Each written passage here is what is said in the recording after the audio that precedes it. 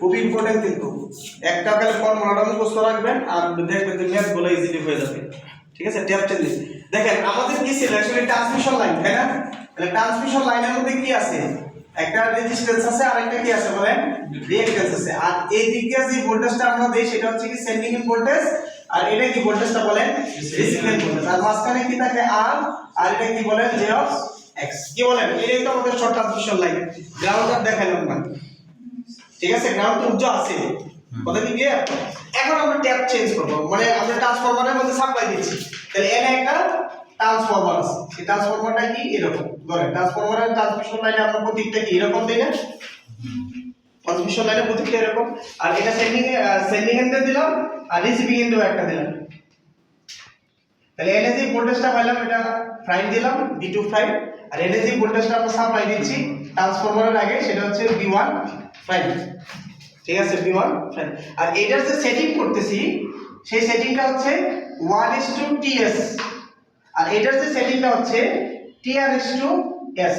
এটা হচ্ছে সেন্ডিং এন্ডে ট্যাপ সেটিং, মানে রেশিও যদি আপনি কম বেশি করেন তাহলে ভোল্টেজটা কি হবে, চেঞ্জ হবে না? আমরা এটা কিন্তু আপনারা কিন্তু প্র্যাকটিক্যালি আমরা প্রমাণ করতে পারি। আমরা যখন এই যে সফটওয়্যারে কাজ করি আর কি, যখন সফটওয়্যারে কাজ করবেন এরকম একটা ট্রান্সমিশন লাইন অন করবেন আর এস বি এস এরকম মান দিবেন, এবং এনে আইসা একটা ট্যাপ সেটিং আছে, এটার মধ্যে আপনি ভোল্টেজ কমাবেন, ভোল্টেজ কমাবেন দেখবেন সব কমতেছে, ভোল্টেজ কমাবেন এইটারে বলে কন্ট্রোলিং। আমাদের বোঝা গেছে, কোথাও বোঝা গেছে? তাহলে এটা আমাদের ট্রান্সমিশন লাইন, নট প্রবলেম। এখন ট্রান্সমিশন লাইনের মধ্যে কাজ কি, ভোল্টেজের, এখন ভোল্টেজটা আপনি ট্যাপ সেটিং যদি করে দেন, মানে কমাইবেন বাড়াইবেন কমাইবেন বাড়াইবেন, সেন্ডিং এন্ড রিসিভিং এন্ডে ভোল্টেজ কমবে বাড়বে কমবে বাড়বে, কথা ক্লিয়ার কিনা? আপনি যদি এখানে রেশিও কম বেশি করেন এই দিকটা কম বেশি হবে, এই দিকটা কম বেশি করেন এই দিকটা কম বেশি করেন, আর এটা হচ্ছে সেন্ডিং এন্ডে ট্যাপ সেটিং, আর এটা হচ্ছে কি রিসিভিং এন্ডে ট্যাপ সেটিং, মানে জাস্ট একটা কি ট্রান্সফরমার রেশিও। আর এটা সব সময় এই যে টিএস এবং টিআর, এই টিএস ইনটু টিআর এই দুইটার গুণফল সব সময় কত হবে 1, এটা একটা ফর্মুলা, কি বললাম? আর এটা অবশ্যই এইগুলোর মান হচ্ছে কি পার ইউনিট, এগুলোর মান হচ্ছে কি সে পার ইউনিট। তাহলে টিএস ইনটু টিআর সমান কত লিখতে পারি আমরা 1, টিএস এবং টিআর, আর এই রেশিওটা কি এইভাবেই হয়। ঠিক আছে, এখন দেখেন এটা কি একটা শর্ট ট্রান্সমিশন লাইন না? বলেন এটার ভেক্টর ডায়াগ্রাম এটা কি না? কি বলেন এটা কি না? যেহেতু শর্ট ট্রান্সমিশন লাইন, তাহলে এটা ভেক্টর ডায়াগ্রাম এটা কি না? কথা কি ক্লিয়ার?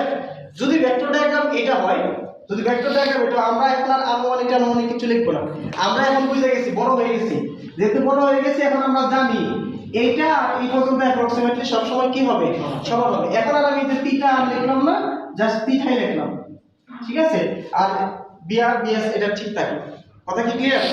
ক্লিয়ার, ওকে। এখন একটা জিনিস আমরা পাওয়ার পড়ছি, পাওয়ার কি পড়ছি, পাওয়ার পাওয়ার পাওয়ার পাওয়ার ইকুয়ালটা আমরা কি লিখতে পারি, যদি ফেজ আমরা জানি একটা ফেজ হিসাব করলাম, এটা দিলাম একটা পি ফেজ, পি ফেজ দ্বারা এক ফেজের পাওয়ার আমরা বুঝাইলাম, পি ফেজের দ্বারা কি বুঝাইলাম, একটা ফেজের পাওয়ার। তাহলে একটা ফেজের পাওয়ার সমান আমরা কি লিখতে পারি বলেন, বিআই cos থিটা, কি বলেন বিআই cos থিটা।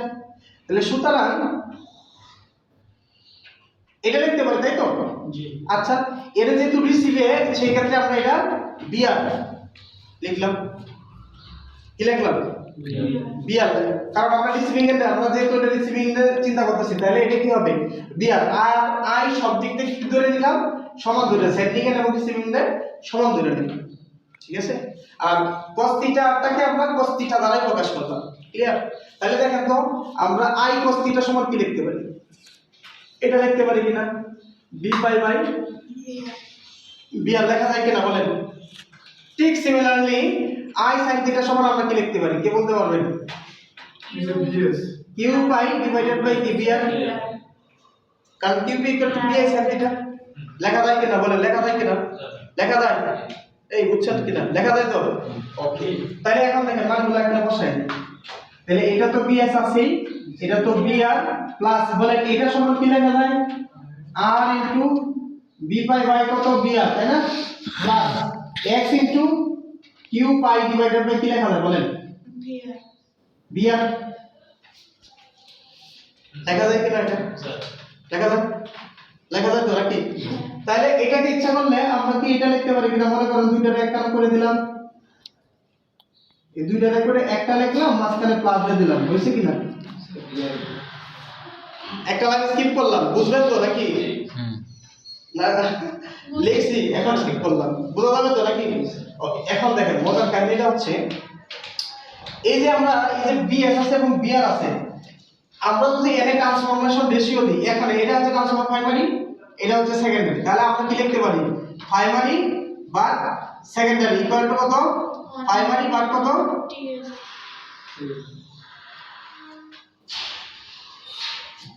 এটা তো প্রাইমারি তাই না? প্রাইমারি বা সেকেন্ডারি ইকুয়াল টু, তাহলে এটা প্রাইমারি বা কত? টিএস, তাই না?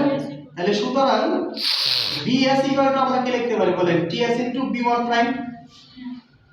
এটা যদি আপনি চিন্তা করেন, এটা তো রেশিও তাই না? তাহলে এটা একটা, আবার ওই দিকে যদি এটা, তাহলে এটা কি ট্রান্সফরমার কে এটা প্রাইমারি, এটা কি সেকেন্ডারি, তাহলে এটাকে কি লেখা যায় বলেন তো? বিআর ডিভাইডেড বাই কত? বি2 প্রাইম ইকুয়াল টু কত? প্রাইমারি বা কত? সেকেন্ডারি। তাহলে সুতরাং বিআর ইকুয়াল টু কত লেখা যায় বলেন তো? এটা লেখা যায় কিনা? সরি এটা কি B two prime, BR equal to B two prime into কত? টিআর। কি বলেন, এটা লেখা যায় না? জি এটা বলেন না ট্রান্সফরমার করছেন না মানে আমি আমরা ভিডিওতে দেখতেছিলাম এটা কি ক্লিয়ার? ক্লিয়ার তো নাকি? এখন আসেন মানটা বসাই দিই, ঠিক আছে? মানটা যদি বসাই তাহলে বিএস ইকুয়াল টু আমরা কি বসাইতে পারি? বিএস ইকুয়াল টু আমরা বসাইতে পারি টিএস ইনটু বি1 ইকুয়াল, এটা সমান বসাইতে পারি টিআর ইনটু কত? বি2 প্রাইম, এগুলো প্রাইম আছে হ্যাঁ, প্লাস উপরেরটা কি আছে? আর P prime plus x into Q দেয়া প্রাইম, আর এখানে কি বলতে বসাইতে পারি? TR into B two prime. কি বলেন, এটা বসাইতে পারি না? কি বলেন, বসাইতে পারি কিনা? ওকে, আচ্ছা এখান থেকে আমরা টিএস ইকুয়াল টু আমরা কি লিখতে পারি? 1/টিআর না?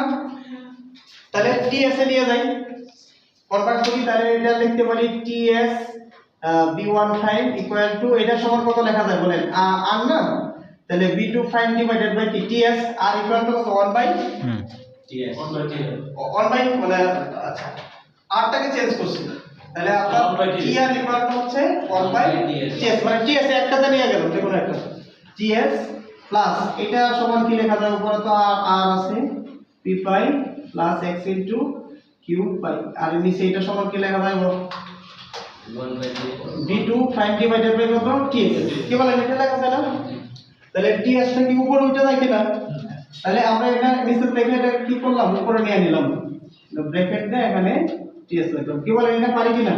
বুঝছেন কিনা সবাই? এটা এখন স্কিপ করতেছেন, পরে যখন দেখব কিন্তু বুঝতে কষ্ট হবে। আচ্ছা আপনার প্রমাণই লাগবে না, আপনার প্রমাণই দেখা লাগবে না, যারা প্রমাণ ভালো বুঝেন তাদের জন্য, ঠিক আছে? লাস্ট থেকে আপনার ফর্মুলাটা বুঝতে লাগবে, কিন্তু ফর্মুলাটা কেমনে আসছে সেটা দেখানোর জন্য করতেছি, ভিডিও কাছে দেখে দিবেন, ঠিক আছে? সমস্যা নাই। তাহলে টিএস এই বুঝবেন না, কে এটা কি ছিল? অর্থাৎ টিআর এর মানটা বসাইলাম, ঠিক আছে? ক্লিয়ার তো, সবাই ক্লিয়ার তো নাকি? টিআর এর মানটা বসাইলাম। এখন আমরা কি কাজটা করব? কাজটা হচ্ছে এই যে টিএস যেটা আছে আর এনও কি আছে? টিএস আছে, তাহলে এই অংশটা এদিকে নিয়ে আসি, তাহলে এই দিকে যদি আমি নিয়ে আসি তাহলে আমাদের কি হয় দেখেন তো? আমরা মনে করেন এই যে এটা এদিকে আনলে কি মাইনাস হয়ে যাবে না? কোনটা স্যার? এই অংশটা এদিকে আনলে কি মাইনাস হয়ে যাবে না? এনওটিএস আছে, এনওটিএস আছে, তাহলে টিএস টিএস কমন নিতে পারি, তাহলে জিনিসটা কি আমরা এটা লিখতে পারি কিনা বলেন? টিএস তাহলে b1 prime minus r P prime plus x into Q pi into divided by কত? b2 প্রাইম, এটা লিখতে পারি কিনা? Equal b2 prime divided by T S.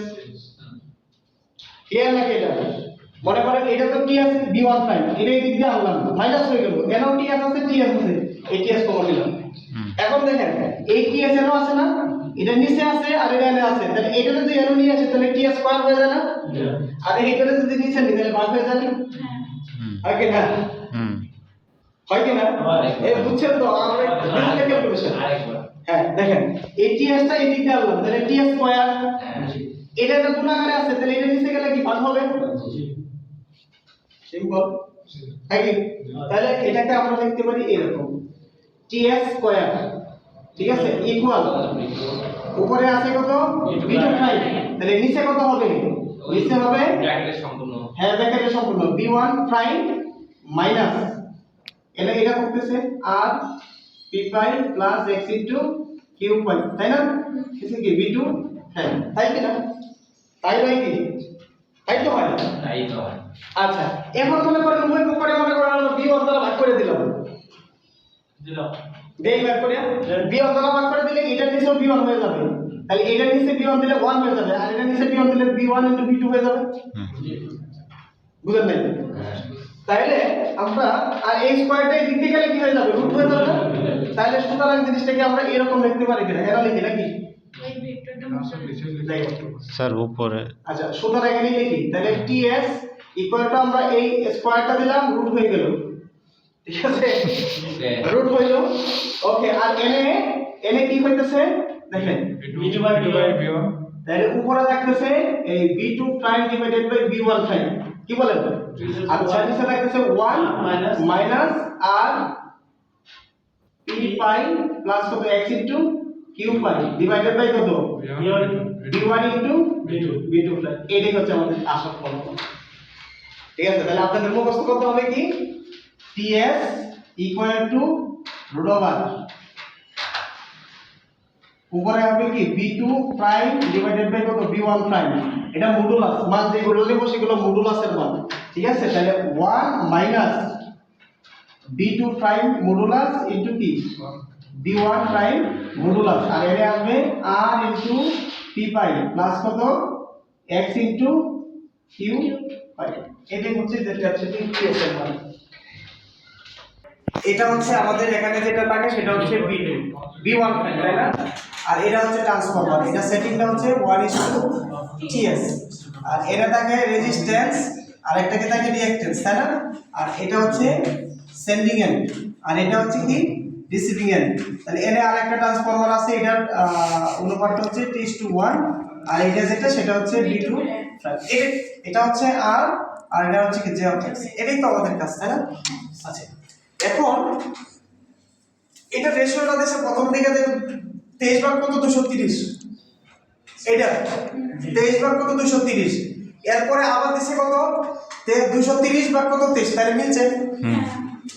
তাহলে এই সিস্টেমের মধ্যে ভোল্টেজটা আছে কত বলেন তো? 230। এইটা দিয়ে আমাদের মূলত কাজ, আর সেটা কি লাইনের আছে কিন্তু যেহেতু কোনো কিছু বলা নাই তাই কিসের আছে? তাহলে আমরা কাজ করি সবসময় কিসে ফেজে কনভার্ট করে নিলাম, ঠিক আছে? ফেজে কনভার্ট করে নিলাম, ওকে কাজ শেষ।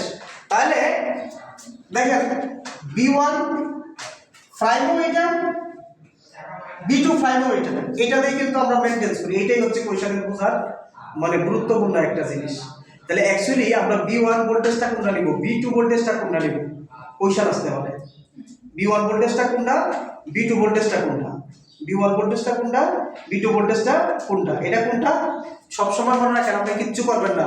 আপনাদের বেসিক আরো অনেক আছে, আমার দরকার নাই। বেসিক হচ্ছে লোডের সাথে যে ভোল্টেজটা থাকবে সেই ভোল্টেজটা, মানে r এবং x এর মধ্যবর্তী যে ভোল্টেজটা থাকবে। তার মানে আমরা এর থেকে পেয়ে গেলাম কি বললাম, b1 পেয়ে গেলাম b1 প্রাইম সমান কত b2 প্রাইম, আর এই দুটো অলওয়েজ সমান, সেটা কত বলেন 230 ভাগ কত √3 এত কেভি।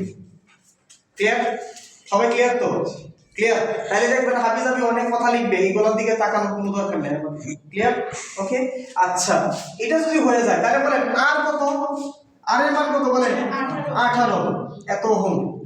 বলেন x এর মান কত 60 বলে যে আপনি দেখার দরকার নাই, তাই তো? ইম্পিডেন্স দেওয়া আছে তাই, রাইট? আর এটা যদি দেওয়া না থাকে তাহলে পাওয়ার দেওয়া থাকবে, ওই জায়গা থেকে বের করে নিয়ে আসতে হবে। কথা কি ক্লিয়ার? সবাই তো ক্লিয়ার? আচ্ছা এটা হয়ে গেল। আর দরকার কি আমাদের p পাই আর কি q পাই, ঠিক আছে? পাই আমার উচ্চারণ হয় না, ঠিক আছে? তাহলে এই পাওয়ার কোথায় আছে দেখেন, এই যে পাওয়ার না, এই পাওয়ারটা কি পাওয়ার বলেন তো? Complex power. এটা বের করলেই তো হয়ে যাবে। এটা মানে কত ফেজের পাওয়ার বলেন তো? 3 ফেজের পাওয়ার না? 3 ফেজের। তাহলে 3 দ্বারা ভাগ করে নিতে হবে, কি বলেন? তাহলে s টা আমরা বের করে নিই, s বের করলেই তো হয়ে যাবে নাকি? আমরা এই জন্যই কমপ্লেক্স শিখি সব সময়। তাহলে complex power s equal to আমরা কত লিখতে পারি বলেন? এটা তো 3 ফেজের তাই না? কত বলেন? kVA দেওয়া আছে, MVA আছে, তাহলে 150 অ্যাঙ্গেল কত বলেন এটা কি যেহেতু রুট সাথে অবশ্যই লেগিং পাওয়ার ফ্যাক্টর, তাহলে cos ইনভার্স কত বলেন 0.8 কত আসে? তো এটা তো 3 দিয়ে করে হ্যাঁ অবশ্যই 3 দ্বারা ভাগ করে নেই তাহলে পেয়ে। আচ্ছা তাহলে আমরা জানি কি ts ইকুয়াল টু আমরা কি জানি কি শিখছি বলেন? এটা বলেন নাকি ts ইকুয়াল টু কি শিখছি রুট ওভার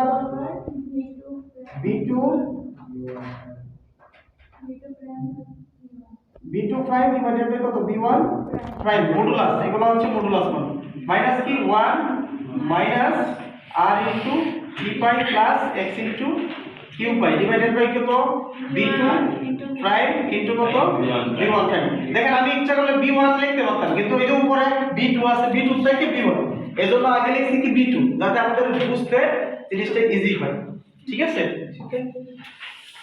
আচ্ছা ফাইনালি এখন দেখেন মান আছে বসায় দেন, এই দুইটা যেহেতু এটাকে এটা দ্বারা ভাগ করবে একই মান না, হ্যাঁ 1 চলে আসে ওকে, তাহলে 1 মাইনাস দেখেন এইটা দুইটা সেম মান তাহলে স্কয়ার হয়ে যায়, তাহলে কে বি এর স্কয়ার করলে কি হয় মেগা, তাহলে এটা মেগা থাকলে কোনো সমস্যা আমার কথা বুঝেন না বলুন? হ্যাঁ মানে হ্যাঁ না এটাই আসছে না, মানে ভোল্টেজ যদি মানে পাওয়ার যদি মেগাতে থাকে আর ভোল্টেজ যদি কেবিতে থাকে তাহলে বেনিশ হয়ে যায়। ঠিক আছে ওকে, তাহলে আমরা কি লিখতে পারি আর এর মান হচ্ছে কত 18 ইনটু কত বলেন 40 প্লাস x এর মান কত 60 ইনটু কত বলেন 30 ভাগ কত হবে 230 ভাগ কত √3 স্কয়ার, কারণ এটা কেবিতে ছিল আর ওটা মেগা মেগা ছিল, তাহলে কেবি স্কয়ার আর মানে মেগা স্কয়ার শেষ। দেখেন যখন আমরা ক্যালকুলেটর করব তখন কত আসবে 0.8 1.08 এককটা কি হবে পার ইউনিট, 1.08 এককটা কি হবে পার ইউনিট। তাহলে বলেন এইটা পাই গেলেন টিএস, বলেন টি আর কত 1/ts, তার মানে 1/1.08 তার মানে 0.962 পার ইউনিট 925। আচ্ছা 925 বা 0.926 আমি বলছি ঠিকই কিন্তু লেখছি উল্টা। ঠিক আছে কথা ক্লিয়ার? বুঝতে পারছেন না পারেন নাই? জি স্যার।